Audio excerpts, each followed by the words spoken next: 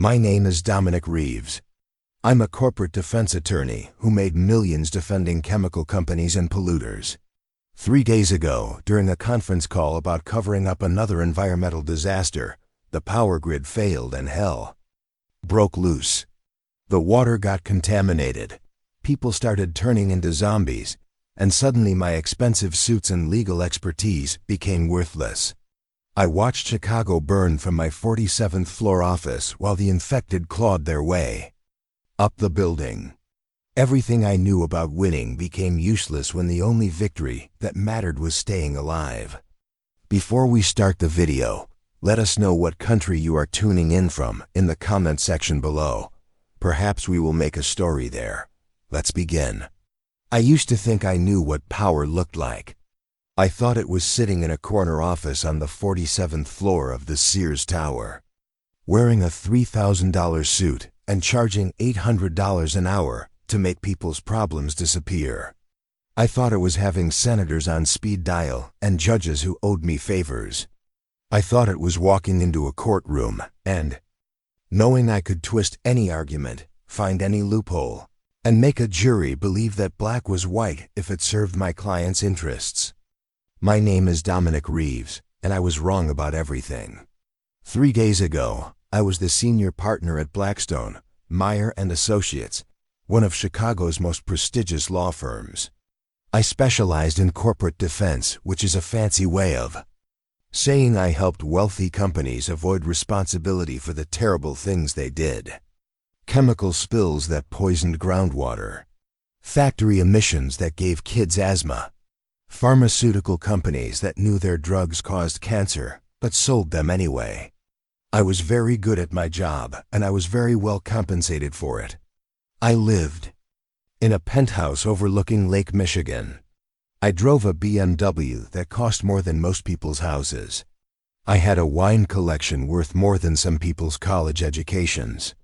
I belonged to exclusive clubs where I played golf with CEOs and drank scotch with politicians. I thought I was untouchable. I thought I was smart. I thought I understood how the world really worked. But the world I understood was built on lies, and when those lies finally caught up with everyone, it all came crashing down in a matter of hours. It started on a Monday morning in October. I remember the date because it was supposed to be a big day for me. I was defending Meridian Chemical Corporation against a class action lawsuit. 300 families in a small town called Millbrook were claiming that Meridian's waste disposal practices had contaminated their water supply and caused a cluster of birth defects. The case had been dragging on for 2 years, and I was finally ready to deliver the killing blow. I had spent months finding ways to discredit the plaintiff's expert witnesses. I had dug up embarrassing personal information about the lead plaintiff, a woman named Sarah Chun, whose daughter was born with severe developmental disabilities. I had convinced a judge to exclude key pieces of evidence that would have proven Meridian's guilt. I was about to win another impossible case, and I was going to make a lot of money doing it. That morning, I arrived at my office at 6:30, just like I did every morning. I liked getting there early because it gave me time to prepare without distractions. My assistant wouldn't arrive until 8, and most of the other partners didn't show up until 9 or 10. Those early morning hours were when I did my best work, when I could focus on finding the perfect argument to destroy my opponents. I made myself a cup of coffee from the expensive machine in my office and sat down at my desk to review my notes for the settlement conference. Meridian CEO Marcus Webb was supposed to call me at 7 to discuss our final strategy. We both knew the families would eventually accept a settlement rather than risk losing at trial, but Webb wanted to make sure we offered as little as possible. The call came right on time. Webb's voice crackled through the speakerphone as I spread out my files across my mahogany desk. He sounded nervous, which was unusual for him. Webb was normally the kind of man who could order mass layoffs while eating lunch, but today there was something different in his voice. "Dom, we need to talk about the Millbrook situation," he said. "There have been some developments." I leaned back in my leather chair, and looked out at the city skyline. The sun was just coming up over Lake Michigan, casting long shadows across the buildings below. What kind of developments, Marcus? The conference isn't until this afternoon. We've got plenty of time to adjust our strategy if needed. There was a pause on the other end of the line. It's not about the conference. It's about the water treatment facility in Millbrook, the one we've been using for overflow processing. I felt something cold settle in my stomach. The Millbrook water treatment facility was supposed to be a secret. It wasn't mentioned in any of the court filings, and I had made sure that any documents referencing it were sealed or destroyed. If the plaintiffs found out about it, our entire defense would collapse. What about it? I asked, trying to keep my voice steady. There's been a leak. A big one. The containment system failed sometime over the weekend, and about 50,000 gallons of processed wastewater got into the municipal supply. I stood up so fast that my chair rolled backward and hit the window behind me. Are you telling me that we've been secretly processing industrial waste at a public water treatment facility, and now that waste is in the drinking water? Keep your voice down, Webb said. Yes, that's exactly what I'm telling you. But here's the thing, Dom. The leak wasn't our fault. The facility's equipment was old and poorly maintained. The city was supposed to upgrade it years ago, but they never did. We can pin this on municipal negligence. I started pacing around my office, my mind racing through the legal implications. If word got out that Meridian had been secretly using a public facility to process their waste, every environmental group in the country would be calling for blood. The EPA would launch an investigation. Congress would hold hearings. The company would face billions in fines and penalties. But if we could prove that the leak was caused by the city's negligence, we might be able to shift the blame. We could argue that Meridian was just using a facility that the city had assured us was safe and properly maintained. We could claim that we were victims too, that we had relied on the city's expertise and been let down. How bad is the contamination? I asked. Bad enough that the city is telling people to boil their water before drinking it, but not bad enough to cause immediate health problems. The levels are below the threshold for emergency evacuation. I walked over to my window and looked down at the streets below. People were going about their morning routines, heading to work, walking their dogs, grabbing coffee from street vendors. None of them knew that their water supply had been contaminated by chemicals that could cause cancer, birth defects, and neurological damage. None of them knew that they were drinking poison. Marcus, we need to get ahead of this. If the families find out about the treatment facility, they'll know we've been lying to them for 2 years. They'll know that their water wasn't just contaminated by old disposal practices. They'll know that we've been actively dumping fresh chemicals into their drinking supply. That's why I'm calling you, Dom. I need you to make this go away. I need you to find a way to keep the treatment facility out of the lawsuit. I need you to make sure that what happened this weekend doesn't connect back to the original contamination. I sat back down at my desk and pulled out a legal pad. This was the kind of challenge I lived for. The impossible case that required creative thinking and aggressive tactics. The kind of case that separated the good lawyers from the great ones. I'll need complete files on the treatment facility operation. I'll need to know exactly when we started using it, what chemicals we've been processing there, and who knew about it. I'll need documentation showing that the city approved our use of the facility. You'll have everything by 10 this morning. I'll also need to know who else knows about the leak. How many city officials are aware of it? How many of our people know the details? Just the essential personnel. Maybe a dozen people total. Everyone who knows has signed non-disclosure agreements. I made notes as we talked, already formulating a strategy. We would need to compartmentalize the information, making sure that knowledge of the treatment facility never reached the plaintiffs. Lawyers. We would need to create a paper trail showing that the city was responsible for maintaining the facility's safety systems. We would need to find ways to discredit anyone who might testify about our involvement. What about the EPA? I asked. Have they been notified about the leak? Not yet. The city is trying to handle it internally. They're hoping to get the situation under control before it becomes a federal issue. That was good news. If we could keep the EPA out of it, we could control the narrative. We could frame the leak as a minor municipal infrastructure failure rather than a major environmental disaster. Marcus, I need you to do something for me. I need you to prepare a complete timeline of our relationship with the Millbrook facility. I need to know exactly when we started using it, what approvals we obtained, and what oversight procedures were in place. I need to be able to show that we followed all proper protocols. I'll get my people on it right away. And Marcus? From now on, all communication about this goes through me. No one in your company talks to anyone about the treatment facility without my approval. No emails, no phone calls, no casual conversations. Everything gets cleared through my office first. Understood. I hung up the phone and sat back in my chair, staring out at the city. In a few hours, I would be sitting across from Sarah Chun and her lawyers, pretending to negotiate in good faith while hiding the fact that my client had been poisoning her community for years. I would look her in the eye and argue that her daughters' disabilities were just a tragic coincidence, not the result of corporate negligence. This was what I was good at. This was what I was paid to do.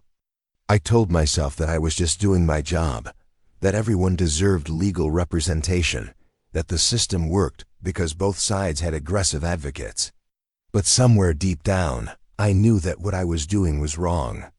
I knew that I was helping wealthy corporations avoid responsibility for the harm they cause to innocent people. I pushed those thoughts aside and focused on the work ahead of me. I had a case to win, and I wasn't going to let moral qualms get in the way of my success. The morning passed quickly as I reviewed files and prepared for the settlement conference. My assistant arrived at 8 and brought me a fresh cup of coffee along with the morning's mail. I had her cancel all my other appointments for the day so I could focus entirely on the Meridian case. At 9:30, Webb's files arrived by courier. As I read through them, I realized that the situation was even worse than I had imagined. Meridian hadn't just been using the Millbrook facility for overflow processing. They had been dumping there most toxic waste there for over 5 years, including chemicals that were supposed to be processed at specialized hazardous waste facilities. The documents showed that Webb's company had been cutting corners to save money, using the cheaper municipal facility instead of paying for proper hazardous waste disposal. They had falsified manifests and bribed local officials to look the other way. The weekend leak wasn't an accident caused by old equipment. It was the inevitable result of years of illegal dumping. I felt sick as I read through the evidence. The chemicals that had leaked into Millbrook's water supply were far more dangerous than Webb had told me. They included compounds that could cause immediate neurological damage, not just long-term health problems. The people of Millbrook weren't just at risk of getting cancer in 20 years. They were at risk of serious illness right now. But I was a lawyer, not a doctor or an environmental scientist. My job wasn't to worry about public health. My job was to protect my client from legal liability. I pushed my personal feelings aside and focused on finding ways to use the information to Meridian's advantage. By 11 o'clock, I had developed a comprehensive strategy. We would deny any connection between the current leak and the original contamination that was the subject of the lawsuit. We would argue that the two incidents were completely separate, caused by different factors and involving different chemicals. We would claim that the city's negligent maintenance of the treatment facility was the sole cause of the weekend leak. If the plaintiff's lawyers somehow discovered our use of the facility, we would argue that we had relied on the city's assurances that it was safe and properly maintained. We would claim that we were victims of municipal incompetence, not perpetrators of environmental crimes. I called Webb back at noon to review our strategy. He sounded relieved when I explained how we could separate the two incidents and shift blame to the city. "You're a miracle worker, Dom. I knew I could count on you to find a way out of this mess. Just remember, Marcus, this only works if everyone sticks to the story. No one can admit any connection between the leak and our operations. No one can acknowledge that we knew about the facility's problems before the weekend. You have my word. My people will follow your lead."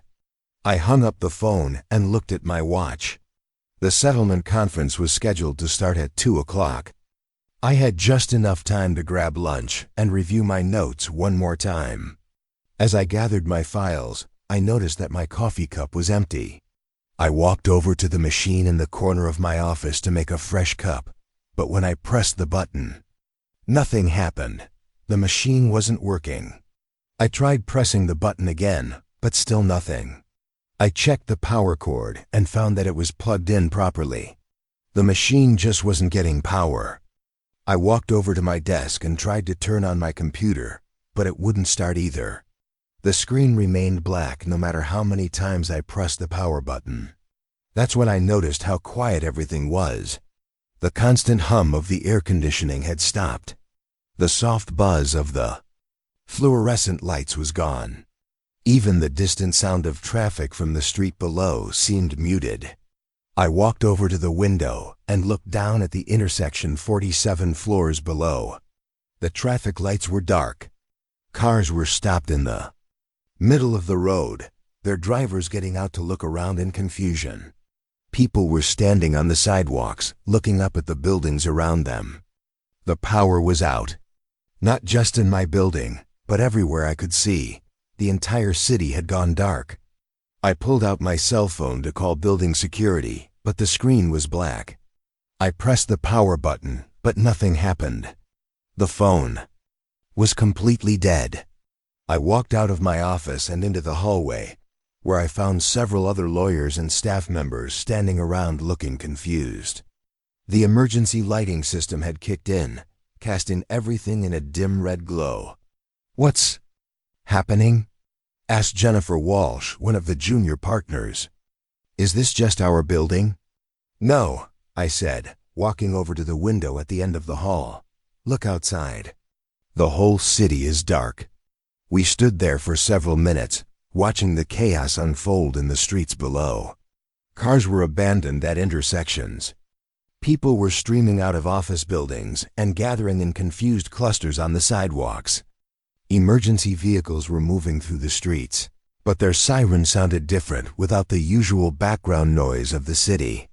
"This has to be some kind of grid failure," said Tom Martinez, another senior partner. "Maybe a solar flare. Or a cyberattack. The power company will get it fixed soon." I wasn't so sure. I had seen power outages before, but this felt different.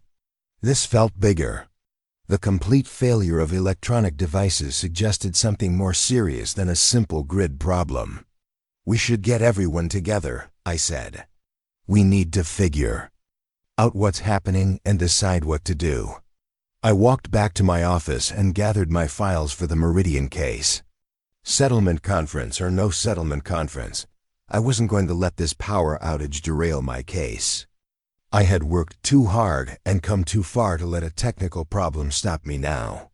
But as I stood in my powerless office, looking out at the darkened city, I had the strangest feeling that the world I knew was ending. I had spent my entire career believing that money and power could solve any problem, that the right legal argument could overcome any obstacle. But standing there in the emergency lighting, watching civilization grind to a halt, I realized that all my expensive suits and legal expertise might not be worth anything anymore. I shook off those thoughts and focused on the immediate problems. We needed to get everyone out of the building safely. We needed to find out what was causing the power failure. We needed to figure out how to continue operating until the crisis passed. I had no idea that the crisis would never pass. I had no idea that the world I was trying to preserve was already dead. I had no idea that in just a few hours, I would be fighting for my life instead of fighting for my client. All I knew was that I was Dominic Reeves, and I was very good at solving problems.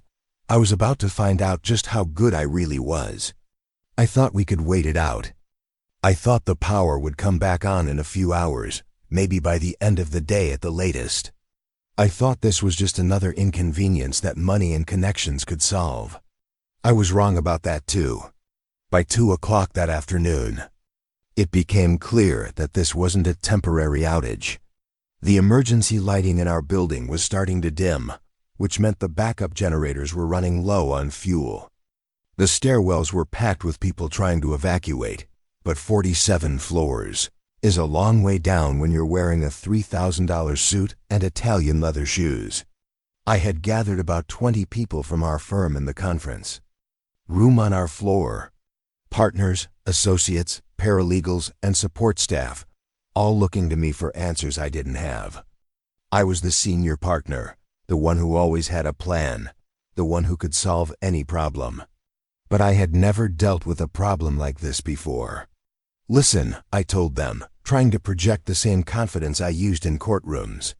This is obviously a serious infrastructure failure, but it's temporary. The power company, the city, the federal government, they all have protocols for situations like this. We just need to stay calm and make smart decisions. Sarah Kim, one of our best paralegals, raised her hand. Mr. Reeves, shouldn't we be trying to get out of the building? What if the elevators don't come back on? The elevators are the least of our concerns, I said. We have emergency stairs, and we're all capable of walking down them.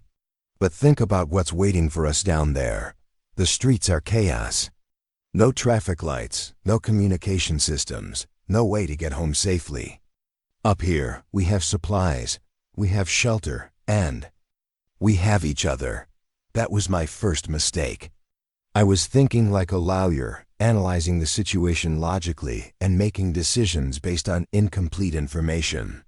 I was treating this like a negotiation where I could control the variables and manipulate the outcome. But this wasn't a courtroom, and the rules I understood didn't apply anymore. I assigned tasks to everyone based on their skills and experience.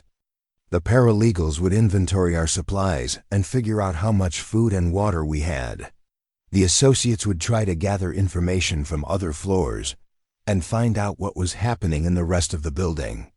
The partners would work with me to develop a comprehensive evacuation plan. We discovered that the building's cafeteria had enough food for maybe 2 days if we rationed carefully. The water fountains were still working, which meant the building's water pressure was holding steady. The emergency stairs were clear, and we could access all floors between ours and the lobby. But when our scouts came back from the lower floors, they brought disturbing news. The security guards in the lobby were saying that the power outage extended far beyond Chicago. Radio reports, before the stations went silent, had mentioned grid failures across the entire Midwest. Some people were claiming that the outage was nationwide, possibly even global. Even more troubling were the reports about the water. The city had issued emergency warnings telling people to boil their water before drinking it, but with no power, most people couldn't boil anything. The warnings mentioned possible contamination from a failed treatment facility, but they didn't provide details about what kind of contamination or how dangerous it might be. I felt my stomach drop when I heard about the water contamination. I knew exactly which treatment facility they were talking about. I knew exactly what chemicals had leaked into the water supply. I knew that the people of Chicago were drinking the same poison that had been slowly killing the families in Millbrook for years. But I couldn't tell anyone about that. I couldn't admit that I had spent the morning helping my client cover up the very disaster that was now threatening everyone in the city. I couldn't reveal that I had detailed knowledge of the chemicals that were contaminating the water supply. Instead, I focused on practical problems. We needed to conserve our supplies. We needed to maintain communication with the outside world.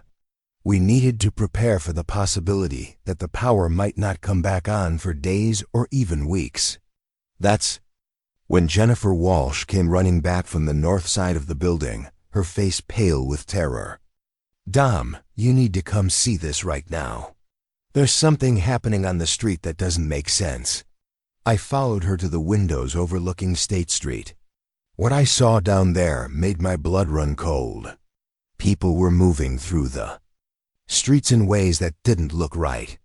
They were stumbling, lurching, moving with a strange, unnatural gait. Some of them were covered in what looked like blood, but they kept moving as if they weren't injured. "Are those people hurt?" asked Tom Martinez, who had joined us at the window. "Should we call for help?" "With what?" I said. "The phones are dead, remember?" But as we watched, we saw something that made no sense at all. One of the stumbling figures grabbed a man who was walking normally, a man who looked like he was just trying to get home from work. The stumbling figure attacked him, biting and clawing at him with savage intensity. The normal man screamed and tried to fight back, but more of the stumbling figures appeared and joined the attack. Within minutes, the man stopped moving. We thought he was dead. But then he stood up, and he was stumbling too. He was moving with the same unnatural gait as the others. He was covered in blood, but he didn't seem to care about his injuries. "What the hell is happening down there?" whispered Jennifer. I didn't have an answer. I had never seen anything like this before. It looked like something out of a horror movie, but it was happening right outside our building. It was real. More people were gathering at the windows now, drawn by our shocked expressions. Everyone was staring down at the street, trying to understand what they were seeing. The stumbling figures were increasing in number, and they were attacking anyone who moved normally. The attacks were brutal, savage, and they seemed to be spreading. "We need to get away from the windows," I said, trying to keep my voice calm. "We need to move to the interior of the building where we can't be seen." "Why?" asked Sarah Kim. "They're 47 floors down. They can't hurt us up here." "Because we don't know what's happening," I said. "We don't know if this is isolated to the street level. We don't know if it's spreading. We don't know anything, and until we do, we need to stay hidden."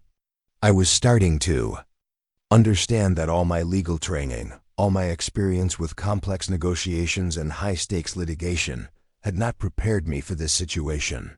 I was used to dealing with problems that had precedence, problems that could be solved with the right arguments and the right connections. But this was something entirely new. I gathered everyone in the interior conference room and tried to maintain some semblance of order. I assigned people to watch the stairwells and make sure nothing was coming up from the lower floors.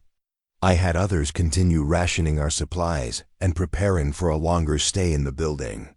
But I could see that people were starting to panic. The normal social hierarchies that governed our law firm were breaking down. People were questioning my decisions, arguing with my assignments, and forming their own groups based on personal relationships rather than professional rank.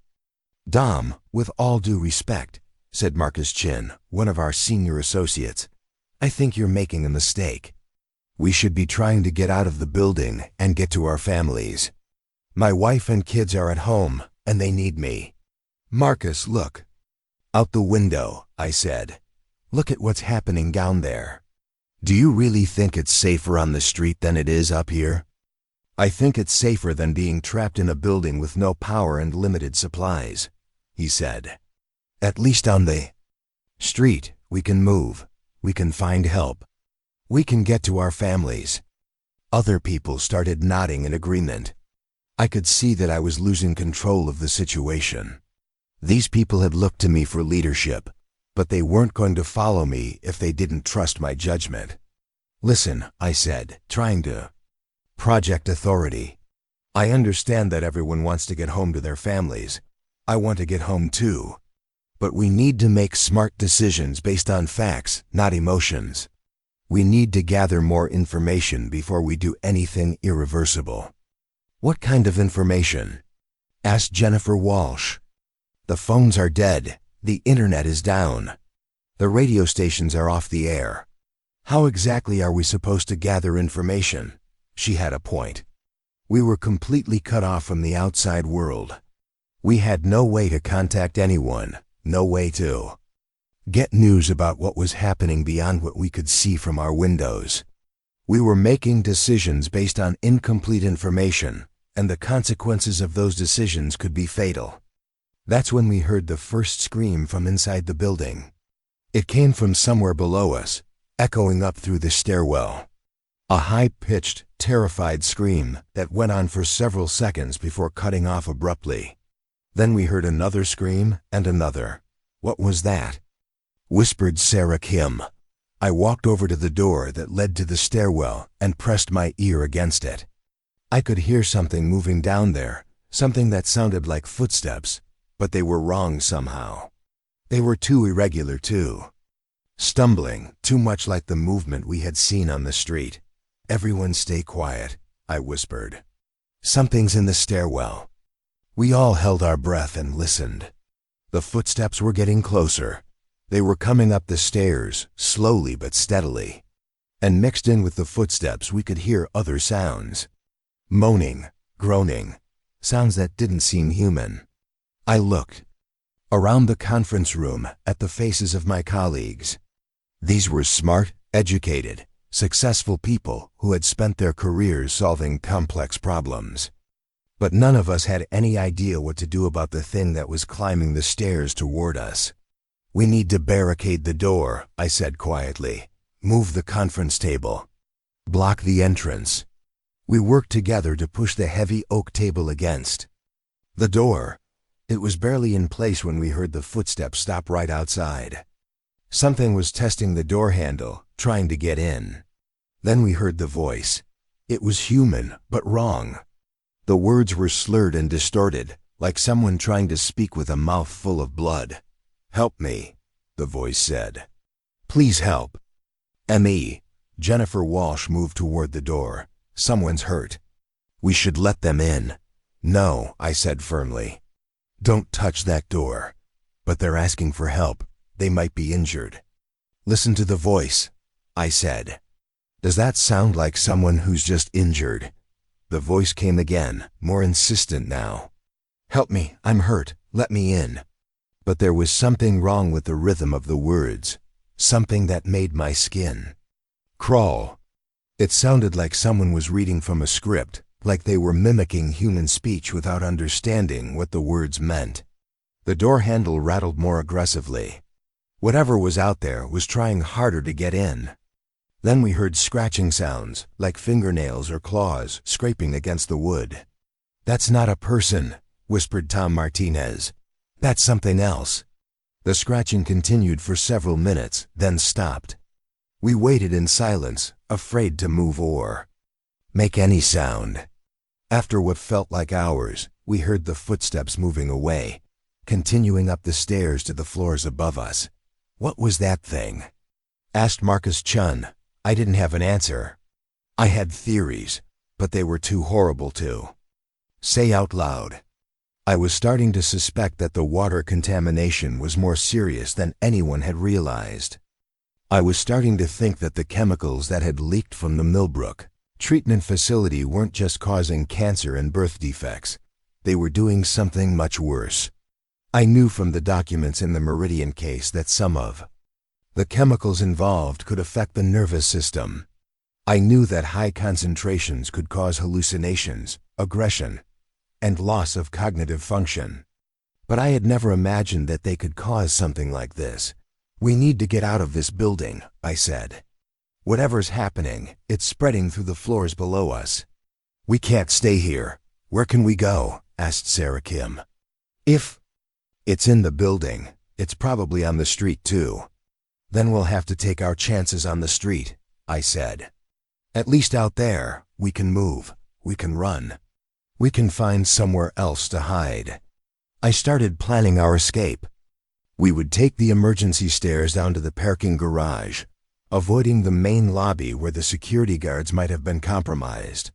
We would try to find vehicles that still worked and get out of the city as quickly as possible. But first we needed supplies. We gathered all the food and water we could carry from the cafeteria. We took first aid kits from the emergency stations. We grabbed flashlights and batteries from the maintenance closets. I also made sure to grab my briefcase with all the Meridian files. Even in the middle of this crisis, I was thinking about my case, about the settlement conference that would never happen, about the evidence that might be crucial to understanding what was happening to the city. As we prepared to leave, I thought about my penthouse apartment, my BMW, my wine collection, all the expensive things that had defined my life just a few hours earlier. None of that mattered now.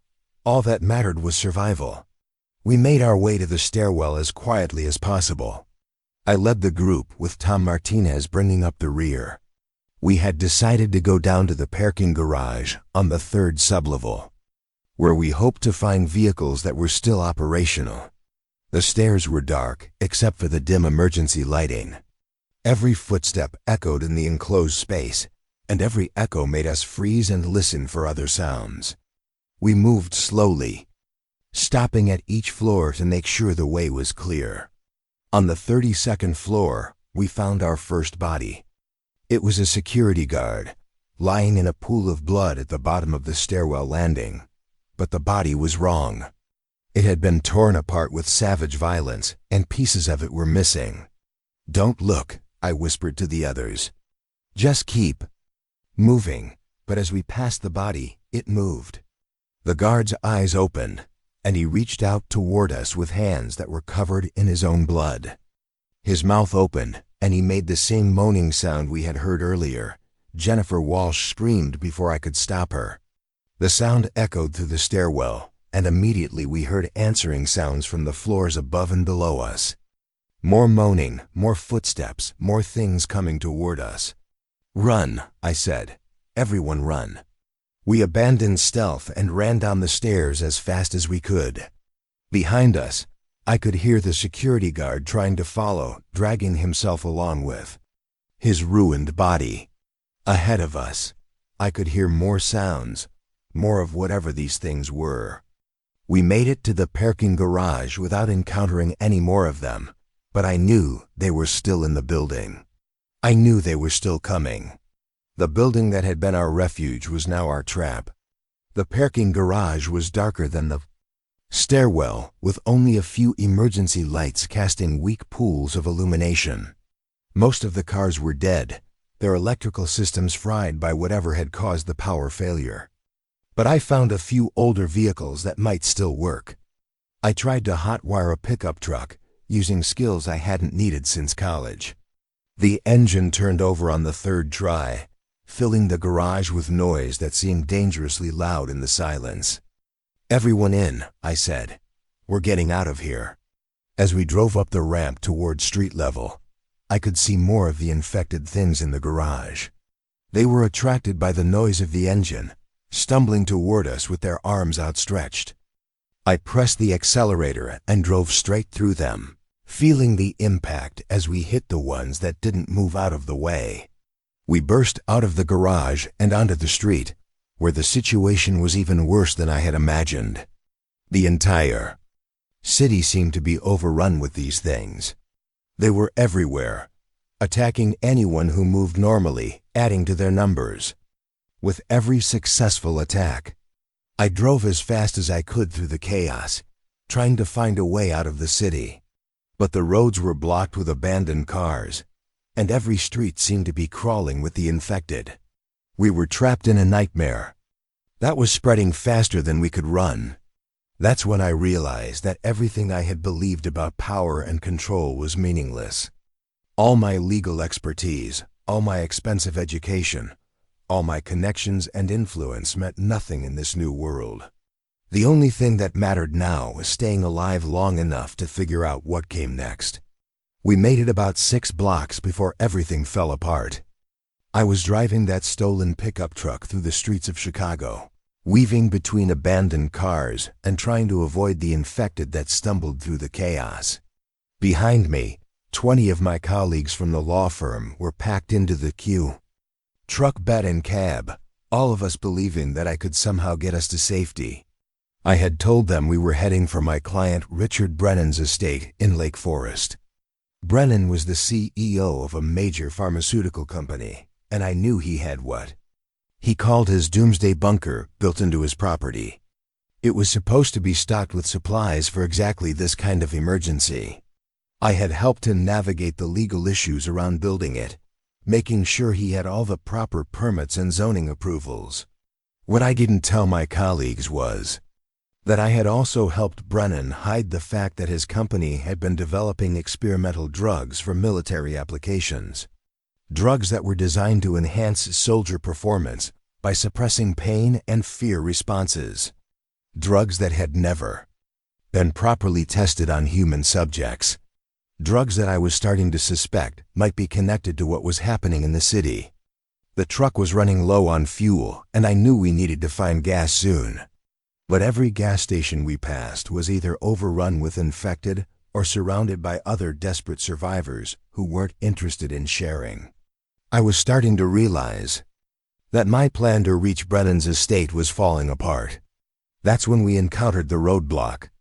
It wasn't the infected that stopped us. It was other survivors, real people who had organized themselves into some kind of militia. They had set up barriers across North Lake Shore Drive, using abandoned cars and construction equipment to block all traffic. Men with hunting rifles and shotguns were checking every vehicle that tried to pass. I stopped the truck about 50 yards from the roadblock and tried to figure out what to do. I could see at least a dozen armed men, and they looked like they meant business, but we were running out of options. The fuel gauge was almost on empty, and I could see infected in the distance, drawn by the noise of our engine. "Stay in the truck," I told my colleagues. "Let me handle this." I walked toward the roadblock with my hands visible, trying to project confidence and authority. These were probably working-class men, the kind of people who would normally be intimidated by a lawyer in an expensive suit. But my suit was torn and dirty now, and my authority meant nothing in this new world. The leader of the group stepped forward. He was a big man with a full beard and military tattoos on his arms. He looked like he knew how to use the rifle he was carrying. "Where are you folks headed?" he asked. "We're trying to get to Lake Forest," I said. "We have a safe location there where we can wait out this crisis." "Lake Forest?" The man laughed. "That's rich people territory. You one of those rich people?" "I'm a lawyer," I said. "I represent several clients in the area. One of them has a secure facility that can shelter all of us." "A lawyer," he said, and his voice turned cold. "What kind of lawyer?" I should have lied. I should have told him I was a divorce lawyer or a personal injury attorney, but my ego got in the way. I was still thinking like the old Dominic Reeves, the man who was proud of his reputation and his success. "Corporate defense," I said.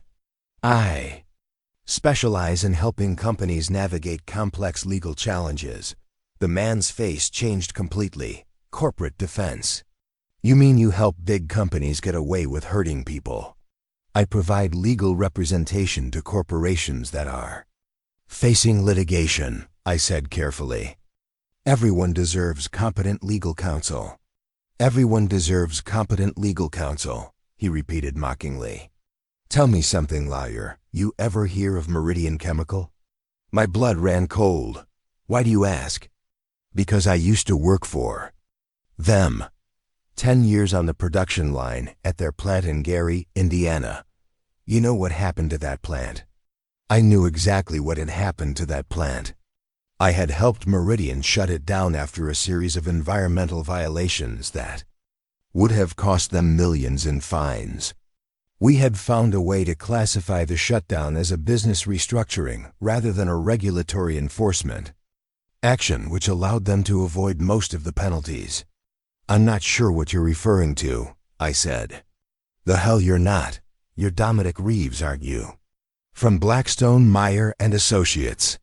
I seen your picture in the newspaper when you helped Meridian close our plant and move the jobs to Mexico." I felt the situation spiraling out of control. The other men were moving closer, and I could see anger in their faces. These weren't just random survivors. These were people who had been hurt by the system I represented, people who had lost their jobs and their livelihoods because of decisions I had helped make. That plant closure was a business decision, I said. It wasn't personal. It was personal to the 300 families who lost their jobs. It was personal to the guys who couldn't find work after 20 years of experience. It was personal to the kids who had to change schools because their parents couldn't afford the rent anymore. More men were gathering around us now. I could see that some of them recognized me too. I was starting to understand that my reputation, which had been such an asset in my old life, was now a liability. Look, I said, trying to salvage the situation. I understand you're angry about what happened at the plant. But right now, we're all in the same situation. We're all trying to survive this crisis. We should be working together, not fighting each other. Working together? The leader laughed again. You want to work together? Tell me something, lawyer. You know what caused all this? You know why people are turning into those things. I had my suspicions, but I wasn't about to share them. I don't know any more than you do. That's funny, because I heard something interesting on the radio before. The stations went dead. I heard that the water contamination that started all this came from a treatment facility in Millbrook. I heard that some big chemical company had been dumping poison in the water supply for years. My heart was pounding. Where did you hear that? From the emergency broadcasts. They said the contamination was caused by illegal dumping at a municipal treatment facility. They said a major corporation had been using the facility to dispose of hazardous waste without proper permits. I tried to keep my face neutral, but I could feel sweat beading on my forehead. That's just speculation. No one knows for sure what caused the contamination. No one knows for sure, he said. But I bet you know, don't you? I bet you know exactly which company was dumping poison in that water. I bet you know because you helped them cover it up. I could see my colleagues in the truck behind me, watching this conversation with growing alarm. I could see that some of them were starting to understand what was happening, starting to realize that my past was catching up with me. I don't know what you're talking about, I said. The hell you don't. You're sweating like a pig, and you can't look me in the eye. You know exactly what I'm talking about. That's when Jennifer Walsh made the worst possible decision. She got out of the truck and walked over to where we were standing. Tom, what's going on? She asked. Why are they stopping us? They know who he is, said the leader. They know he's the lawyer who helped poison the water supply. That's ridiculous, Jennifer said. Dom's been trying to help all of us. He got us out of the building. He found U.S. transportation. He's been keeping us safe. Has he now? Tell me something, lady. You know what case your boss was working on when all this started? Jennifer looked at me with confusion. The Meridian Settlement Conference, but that was just a routine environmental case. Routine environmental case, the leader repeated. That's what you call it when a company poisons a whole town's water supply. I could see understanding dawning on Jennifer's face. She had worked on the Meridian case. She had helped me prepare the documents that hid the extent of the contamination. She was starting to realize the connection between our client and the disaster that was destroying the city. Dom, she said quietly, tell me this isn't what I think it is. Jennifer, these people don't understand the complexities of environmental law. They're looking for someone to blame, and they think I'm an easy target. Are you? She asked. Are you an easy target because you're actually responsible? The leader was watching this exchange with satisfaction. Your friend is starting to figure it out. You want to tell her the truth, or should I? The truth about what? Jennifer demanded. The truth about how your boss spent years helping Meridian Chemical dump poison in people's drinking water. The truth about how he helped them cover up the contamination that's turning people into monsters. The truth about how he's been lying to all of you. Jennifer stared at me with a mixture of horror and betrayal. Dom, is this true? I could have continued. Lying, I could have denied everything and hoped that we could somehow get past this roadblock.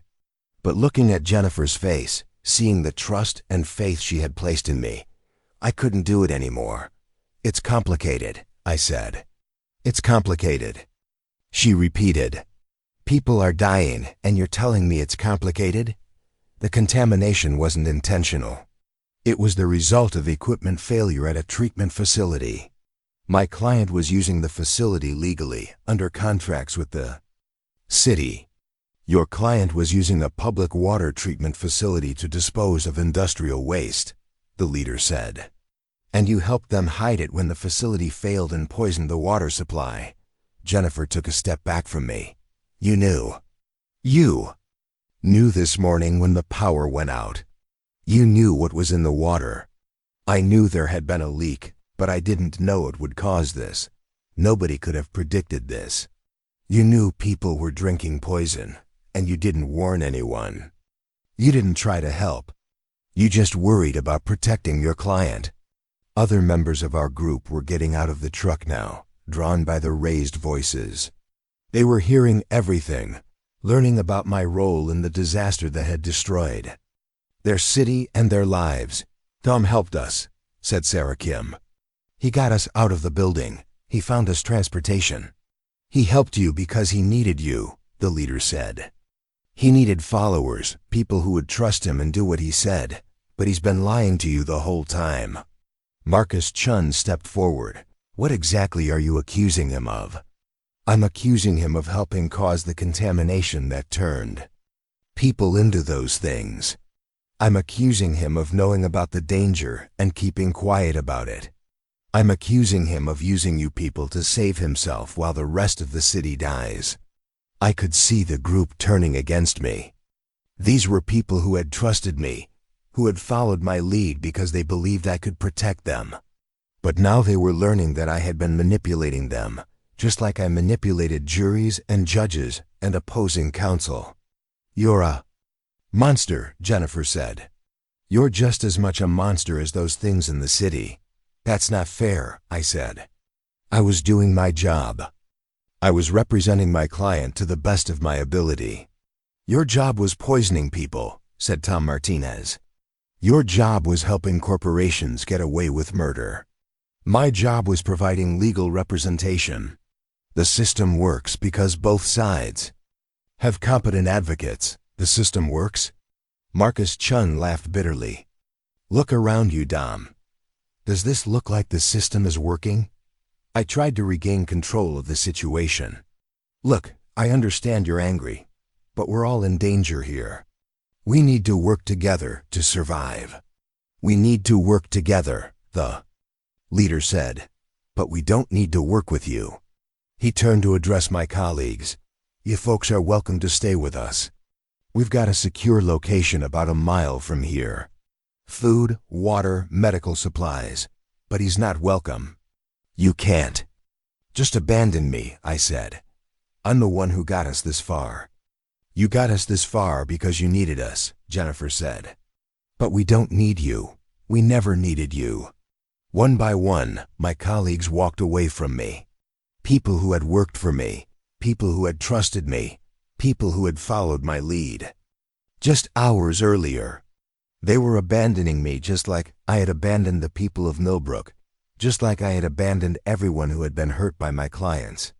I stood there in the middle of the road, watching them go. 20 people who had looked to me for leadership were walking away, leaving me alone with my expensive briefcase and my worthless legal expertise. The leader of the survivor group looked at me with disgust. You got 5 minutes to get out of here before we change our minds about letting you go. I got back in the truck and drove away, leaving behind the people I had tried to save, but I wasn't really saving them. I was using them, just like I had used everyone else in my life. I was manipulating them for my own benefit, just like I had manipulated juries and witnesses and opposing counsel. For the first time in my life, I was completely alone. No colleagues, no staff, no one to follow my orders or implement my plans. Just me and the infected city, and the knowledge that I had helped cause the disaster that was destroying everything I had ever known. I drove through the empty streets with nowhere to go and no one to turn to. The fuel gauge was almost on empty, and I could see infected figures in the distance, drawn by the noise of the engine. I had maybe an hour before the truck ran out of gas, and then I would be on foot in a city full of monsters that I had helped create. That's when I started to understand what I had really lost. It wasn't just my job or my money or my status. It was my humanity. I had spent so many years helping corporations avoid responsibility for the harm they caused that I had forgotten how to take responsibility for my own actions. I had become the kind of person who could look at a contaminated water supply and worry about legal liability instead of human lives. I had become the kind of person who could manipulate desperate people for my own benefit.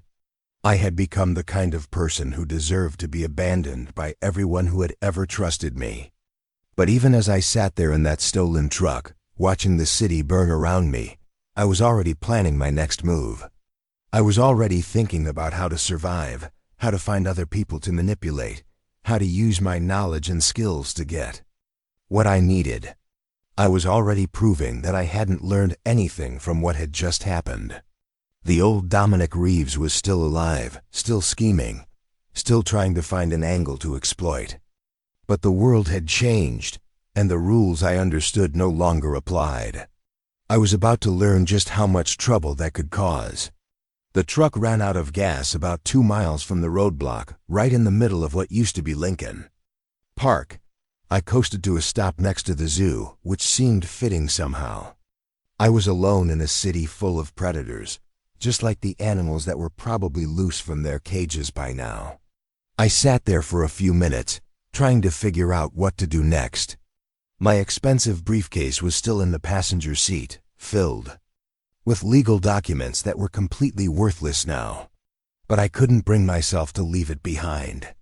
It was the only thing I had left from my old life, the only proof that I had once been somebody important. I could hear the infected in the distance, their moaning carried on the wind. They seemed to be everywhere now, and their numbers were growing. Every person they attacked became one of them, spreading the contamination faster than anyone could run from it. I started walking south, staying off the main roads and trying to avoid any areas where I could see movement. I had no destination in mind, no plan beyond basic survival. For the first time in my adult life, I didn't know where I was going or what I was going to do when I got there. That's when I heard the gunshots. They were coming from the direction of Grant Park, sharp cracks that echoed off the empty buildings. Someone was fighting back against the infected, which meant there were still normal people alive in the city. I decided to investigate, partly because I needed to find other survivors, and partly because I was curious about who had enough ammunition to waste it on the infected. I made my way carefully through the streets, staying in the shadows and moving from building to building. The closer I got to Grant Park, the more bodies I saw. But these weren't infected bodies. These were normal people who had been shot, lying in neat rows like they had been executed. I found the source of the gunshots at the corner of Michigan Avenue and Monroe Street. 2 groups of survivors had fortified positions on opposite sides of the intersection, and they were shooting at each other across the street. The infected were caught in the middle, stumbling through the crossfire and getting torn apart by bullets meant for human targets. I crouched behind an overturned car and tried to figure out what was happening. The group on the north side of the intersection looked like they were defending some kind of supply depot. They had stacked bags of food and water behind makeshift barricades, and they were dressed like ordinary civilians who had armed themselves with whatever weapons they could find. The group on the south side looked more organized. They had military-style weapons and tactical gear, and they moved with the discipline of trained soldiers. But something about them seemed wrong. They were too aggressive, too willing to shoot first and ask questions later. I watched the firefight for almost an hour, trying to understand what they were fighting about. It became clear that the military group was trying to take the supplies from the civilian group, and the civilians were trying to defend what they had gathered. Neither side seemed interested in negotiating or sharing. That's when I saw an opportunity. I had spent my entire career mediating disputes between opposing parties. I had negotiated settlements in cases where both sides hated each other and refused to compromise. I had found ways to give everyone something they wanted while making sure my clients got the best possible outcome. This situation was just another negotiation, albeit one with higher stakes than usual. Both sides wanted the same thing, but they were approaching it in the wrong way. They were wasting ammunition, attracting more infected with the noise, and accomplishing nothing except mutual destruction. I waited for a lull in the shooting, then stood up and walked into the middle of the intersection with my hands raised. "Stop shooting," I called out to both sides. "I want to talk." The response was immediate. Both groups turned their weapons toward me, and I found myself in the crosshairs of at least a dozen rifles and pistols. "Who are you?" shouted someone from the civilian group. "My name is Dominic Reeves. I'm a lawyer, and I think I can help you resolve this dispute." "A lawyer?" The voice came from the military group this time. "What makes you think we need a lawyer?" "Because you're both fighting over resources that neither of you can use if you're dead. You're making enough noise to attract every infected within miles. You're wasting ammunition that you can't replace. And you're accomplishing nothing except killing each other." I started walking slowly toward the civilian group, keeping my hands visible and my voice calm. I've spent 20 years mediating disputes between hostile parties. I know how to find solutions that work for everyone. A woman stepped out from behind the civilian barricade. She was maybe 40 years old, with short gray hair and the kind of practical clothing that suggested she knew how to take care of herself. She kept her rifle pointed at me, but she seemed willing to listen. "What kind of solution?" she asked. "First, we need to establish some basic facts. What exactly are you fighting about?" "They want our supplies," she said, gesturing toward the military group. "We spent 3 days gathering food and medical equipment from abandoned stores. They showed up an hour ago and demanded that we hand everything over." "And why do they think they have a right to your supplies?" "Because they've got bigger guns," said a man from the military group. He stepped into the intersection, keeping his weapon trained on me. "We're trying to establish order in this city. That means pooling resources and organizing distribution according to need." "Organizing distribution according to need," I repeated. "That's an interesting way to describe armed robbery." "This isn't robbery. This is resource management. We've got the training and equipment to protect these supplies." "They don't." I could see the problem immediately. The military group believed they had the right to take whatever they wanted because they were stronger. The civilian group believed they had the right to keep what they had earned through their own efforts. Neither side was wrong, but neither side was completely right either. "Let me ask you both a question," I said. "What happens after you finish killing each other?" "What do you mean?" asked the woman. "I mean, what's your long-term plan? Let's say the military group wins this fight and takes all the supplies. What happens tomorrow when those supplies run out? Where do you get more food and ammunition? How do you defend your position against other groups who want what you have?" I turned to address the military group. "And let's say you succeed in establishing control over this intersection. What happens when another group with better weapons decides they want your territory? How do you expand your area of control without more people to help you?" Neither group had an answer to my questions.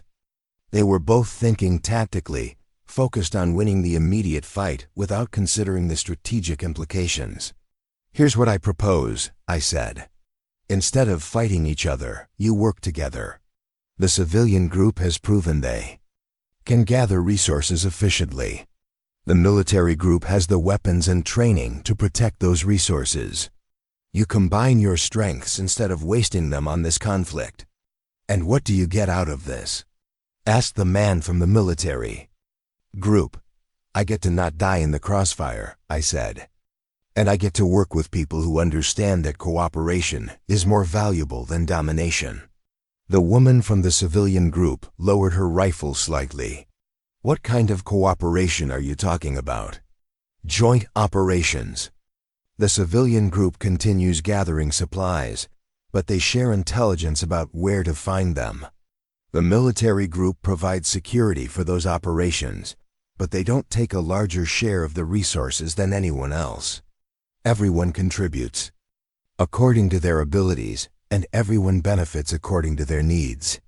That sounds like socialism, said someone from the military group. That sounds like survival, I replied. The old economic systems don't work when there's no government to enforce them. You need new systems based on cooperation and mutual benefit.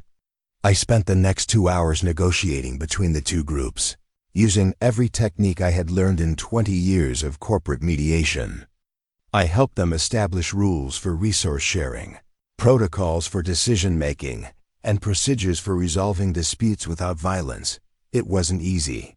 Both sides had legitimate grievances and deeply held beliefs about fairness and justice. The civilians were angry about having their hard work threatened by armed force. The military group was frustrated by what they saw as inefficient resource management by untrained people. But I found ways to address everyone's concerns. I suggested that the civilian group could benefit from military training in weapons handling and tactical movement. I proposed that the military group could learn valuable skills in scavenging and resource identification from the civilians. I outlined a governance structure that gave both groups input into major decisions while maintaining clear chains of command for emergency situations. Most importantly, I helped them see that their conflict was benefiting no one except the infected, who were drawn to the noise of their fighting and would eventually overrun both positions if the battle continued. By the time I was finished, the two groups had agreed to work together. They had established a joint command structure, divided responsibilities according to each group's strengths, and created a fair system for distributing resources. They had stopped trying to destroy each other and started planning how to build something better. And for the first time since the outbreak began, I felt like I was using my skills for something worthwhile. I wasn't helping corporations avoid responsibility for the harm they caused. I wasn't manipulating juries to ignore evidence of wrongdoing. I wasn't finding loopholes to help wealthy clients escape the consequences of their actions. I was helping people work together to solve problems. I was using my knowledge of law and negotiation to create systems that served everyone's interests. I was building something instead of tearing it down. You did good work here, the woman from the civilian group told me as we finished setting up the new joint command post. We would have killed each other if you hadn't intervened. Maybe, I said. But you would have figured out eventually that cooperation was better than conflict. I just helped you get there faster. Where did you learn to do this? I mean really do this, not just the liar stuff. I thought about her question for a moment. I learned by doing it wrong for 20 years. I learned by helping people fight each other instead of helping them work together. I learned by watching good people get hurt because I was more interested in winning than in finding the right solution. And now I'm trying to do it right. The joint group invited me to stay with them, and I accepted. Not because I needed their protection, although I did. Not because I wanted access to their resources, although that was useful too. I stayed because for the first time in my adult life, I was part of something that was building instead of destroying. We spent the next day organizing patrols, establishing supply routes, and setting up communication protocols with other survivor groups in the area. I helped draft a constitution of sorts, a document that outlined the rights and responsibilities of group members and established procedures for making collective decisions. It was during this work that I started sharing my knowledge of corporate emergency protocols. I told them about the bunkers and supply caches that my wealthy clients had established around the city. I gave them locations of facilities that might still have power or clean water. I shared intelligence about which buildings were likely to have useful resources and which ones were probably too dangerous to approach. "How do you know all this?" asked Captain Rodriguez, the leader of the military group. "Because I helped my clients prepare for disasters like this. Not this specific disaster, but economic collapse, civil unrest, infrastructure failure. Wealthy people are paranoid about losing what they have, so they make contingency plans. And you're willing to share this information with us?" "I'm willing to share it because those people abandoned the city when things got bad. They left their resources behind while ordinary people are dying from lack of food and medicine. It's time for those resources to be put to better use." Rodriguez nodded approvingly. "That's a different attitude than I'd expect from a corporate lawyer. I'm learning that being a corporate lawyer doesn't mean I have to be a corporate tool." That evening, as we gathered around a campfire in what used to be Grant Park, I found myself thinking about the future. Not just my own future, but the future of the city, the country, the world. The old systems had failed spectacularly, but that didn't mean we were doomed to chaos and violence forever. We could build something better. We could create systems based on cooperation instead of competition, on mutual aid instead of individual, greed on justice instead of power. We could use the knowledge and skills we had developed in the old world to serve the needs of the new one. I thought about the Constitution, the document that had established the legal framework for American society.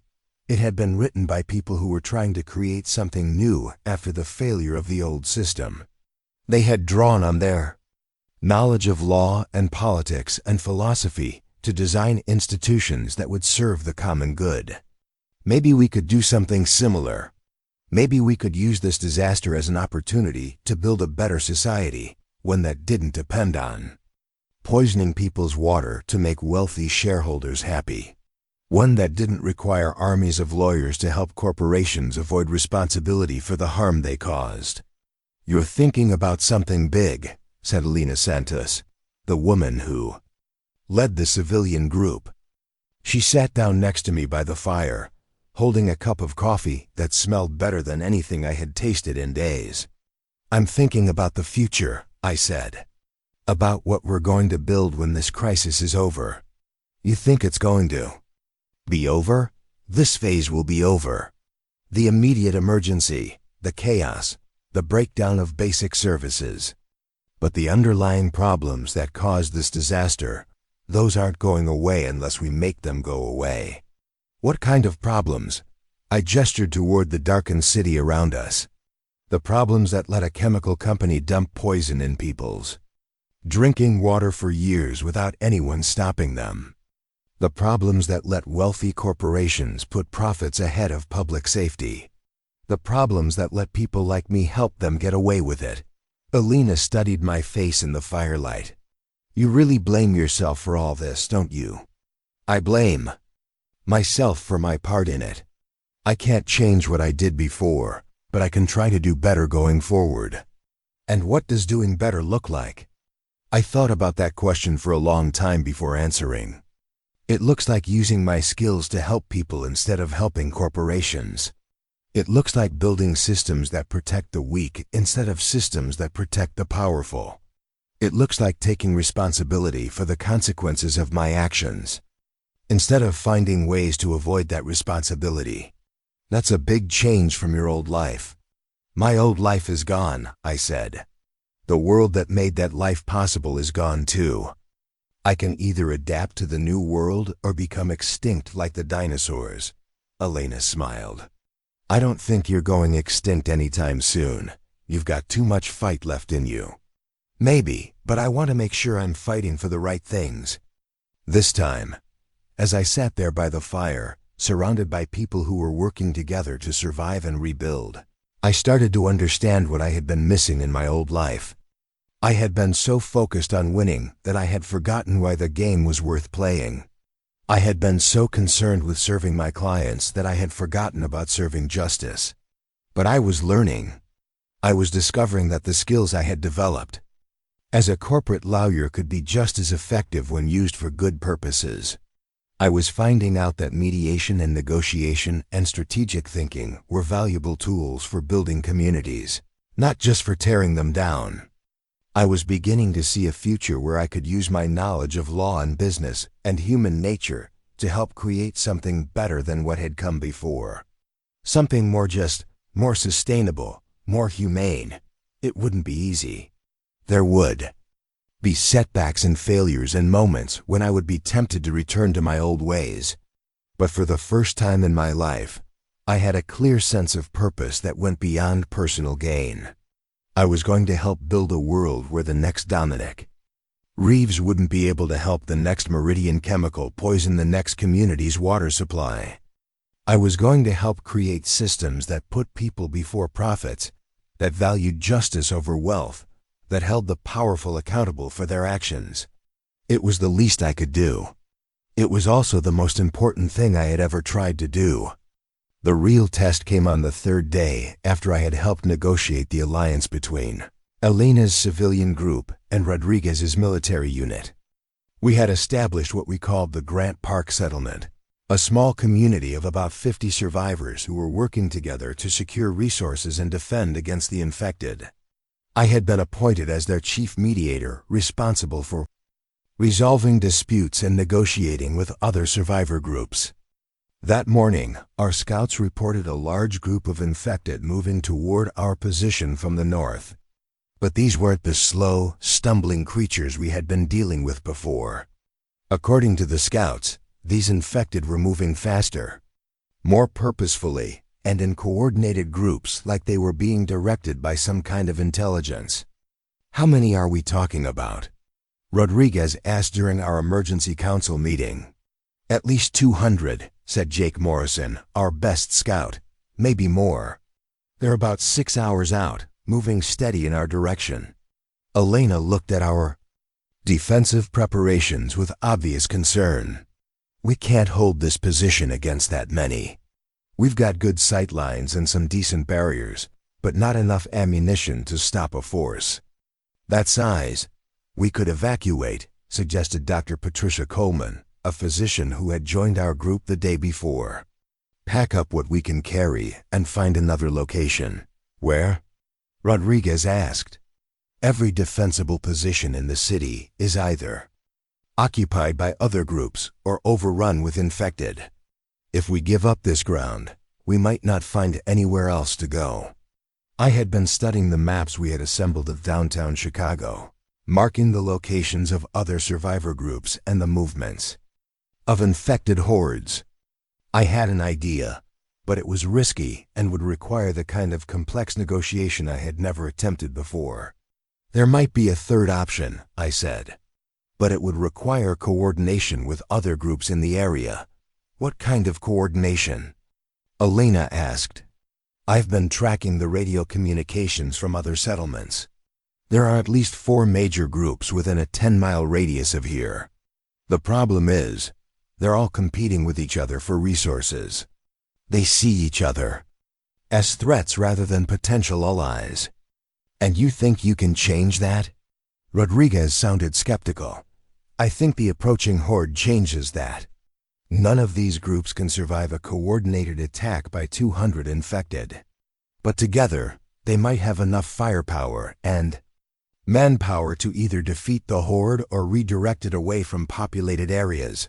Dr. Coleman frowned.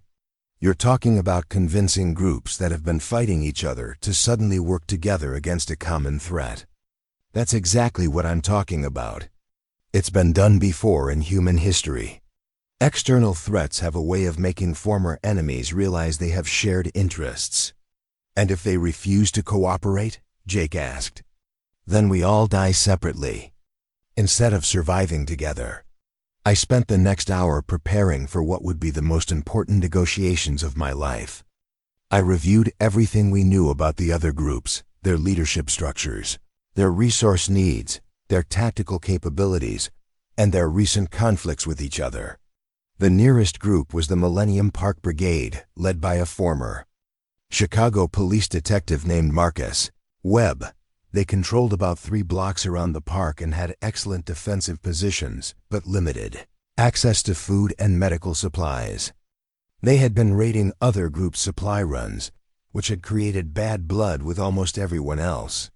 To the west was the United Center Collective, a group of about 40 survivors who had fortified the old sports arena. Their leader was Dr. Sarah Chun, an emergency room physician who had organized them around medical care and humanitarian principles. They had good medical resources but limited weapons and ammunition. South of us was the McCormick Place Militia, a heavily armed group that had taken over the convention center.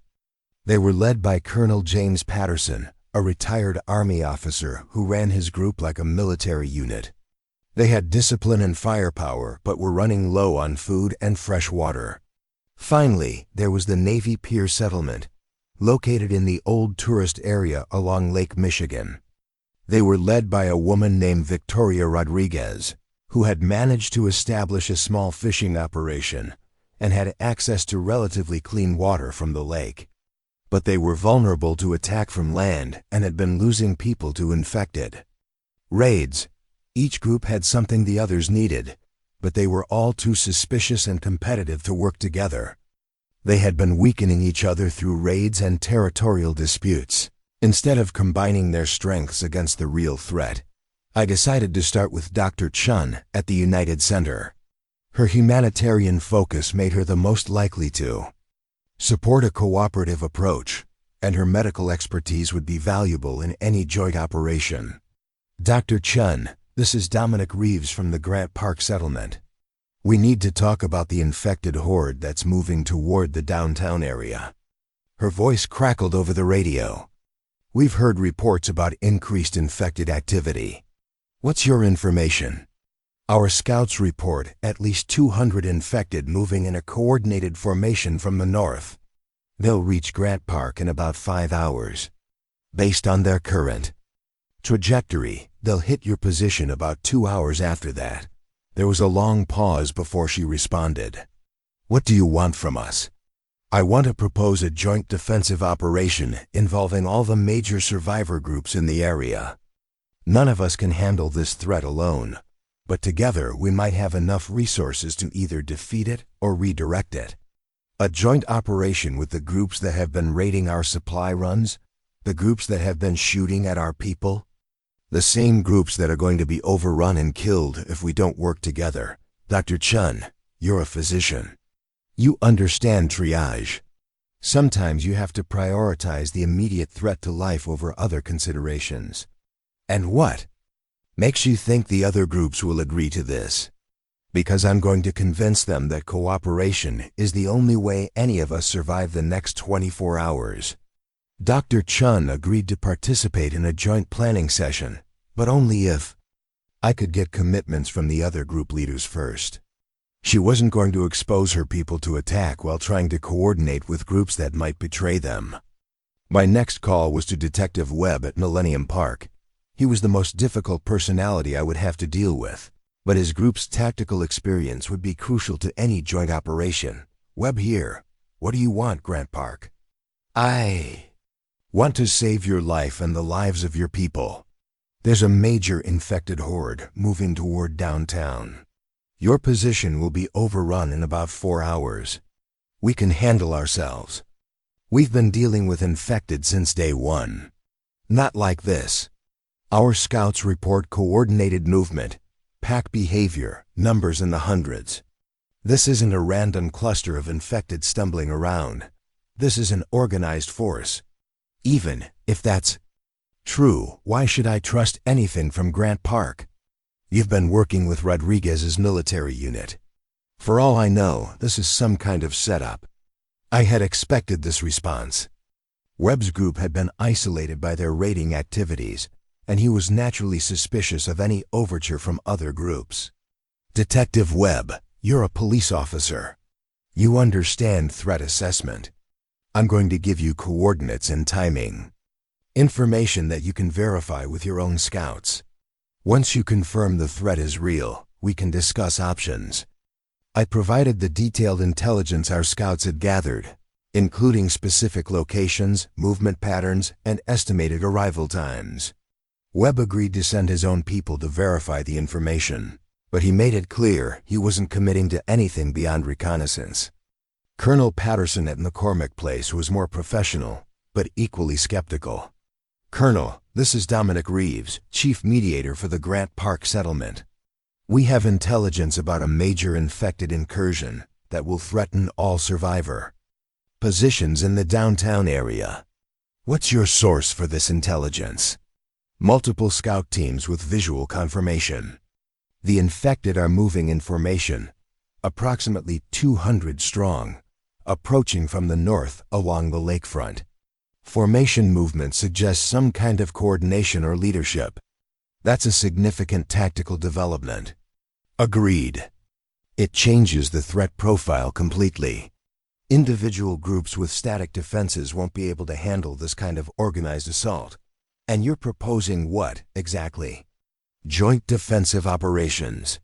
Combined firepower, coordinated movements, shared intelligence. We pool our resources for the duration of the crisis." Patterson was quiet for a long moment. "Mr. Reeves, joint operations require trust, shared command structures, and compatible objectives. The survivor groups in this area have been fighting each other for weeks. What makes you think we can suddenly work together? Because the alternative is extinction. Colonel, you're a military officer. You understand force multiplication. 5 isolated groups with limited resources get defeated in detail. 1 coordinated force with combined capabilities might actually survive. Might survive. That's not exactly confidence-inspiring. It's better odds than any of us have individually." Patterson agreed to participate in the planning session, but he insisted on maintaining operational independence for his unit. He would coordinate with the joint force, but he wouldn't subordinate his command to collective decision-making. Victoria Rodriguez at Navy Pier was the most pragmatic of the group leaders. "We've been expecting something like this," she said. "When I outlined the threat, the infected have been getting more organized over the past few days. We've seen them testing our defenses, probing for weaknesses. Then you understand why we need to work together on this." "I understand the necessity.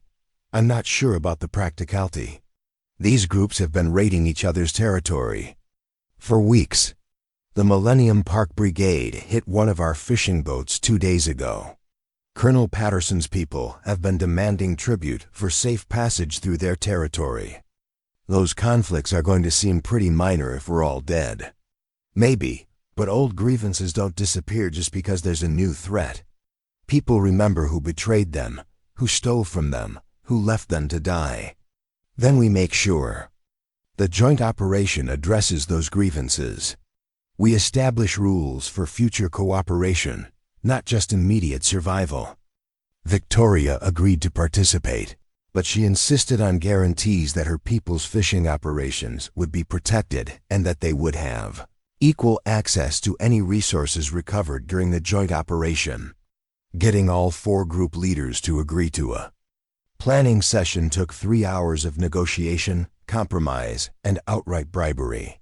I had to promise resource-sharing agreements, territorial concessions, and future cooperation pacts just to get them in the same room together. The meeting took place at a neutral location, an abandoned restaurant halfway between our various territories. Each leader brought 2 advisors and enough security to feel safe, but not so much as to appear threatening.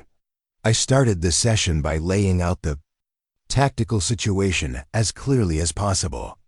Our combined intelligence suggested that the infected horde was not only larger than we had initially thought, but also more dangerous. They were moving with purpose, avoiding obstacles that would normally slow them down, and maintaining formation, even when attacked by smaller groups of survivors. "This isn't random migration," I told the assembled leaders. "This is coordinated assault. Something is directing their movement, and that something has identified the downtown area as a target." "What kind of something?" Dr. Chun asked. "We don't know yet. It could be some kind of pack leader that retained intelligence after infection.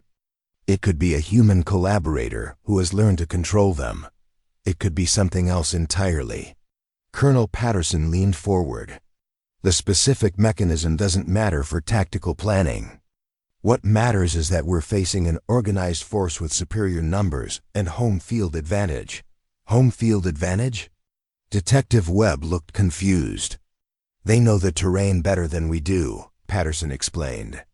They've been moving through the city for days, learning the layout, identifying obstacles and opportunities. We've been focused on defending fixed positions. They've been conducting reconnaissance. Dr. Chun raised another concern. Even if we can coordinate our defenses, what about medical support? We're going to have casualties, and we don't have the resources to treat everyone. That's why we're pooling resources, I said. Your medical expertise, Colonel Patterson's tactical discipline, Detective Webb's urban warfare experience, Victoria's supply lines, our mediation and intelligence capabilities. Separately, we're all vulnerable. Together, we might actually have a chance. The planning session took 4 hours. We had to work through not only the tactical challenges of coordinating 5 different groups with different equipment and training, but also the political challenges of managing egos, settling old grievances, and establishing trust between former enemies. I found myself using every negotiation technique I had learned in 20 years of corporate law. I had to find ways to give each leader something they wanted while making sure the overall plan served everyone's interests. I had to address concerns about command authority, resource allocation, territorial boundaries, and future cooperation. Most importantly, I had to help them see beyond their immediate conflicts to the larger threat they all faced. The infected horde wasn't going to care about their territorial disputes or resource conflicts. It was going to kill everyone equally unless they found a way to work together. By the time we finished planning, we had developed a comprehensive strategy that played to each group's strengths while covering their weaknesses. Detective Webb's people would handle urban reconnaissance and communication coordination. Colonel Patterson's unit would provide heavy weapons support and tactical leadership. Dr. Chun's group would establish field medical stations and triage procedures. Victoria's people would manage supply lines and evacuation routes. Our group would coordinate overall strategy and handle diplomatic relations with any other groups we encountered. The plan wasn't perfect, but it was workable. More importantly, it gave everyone a stake in the outcome and a reason to trust their temporary allies. One more thing, I said as we prepared to leave the planning session. This operation is just the beginning. If we can make this work, if we can prove that cooperation is more effective than competition, then we can start building something bigger, something permanent. What kind of something? Victoria asked. A real government. A legal framework that protects everyone's rights and interests. A system that prevents conflicts before they start, instead of just managing them after they happen. Colonel Patterson nodded slowly. A constitutional convention. Exactly. We use this crisis as an opportunity to create something better than what we had before. The battle with the infected horde began at dawn the next morning. Our combined forces had taken positions along a defensive line that stretched from Grant Park to the lake, with interlocking fields of fire and multiple fallback positions.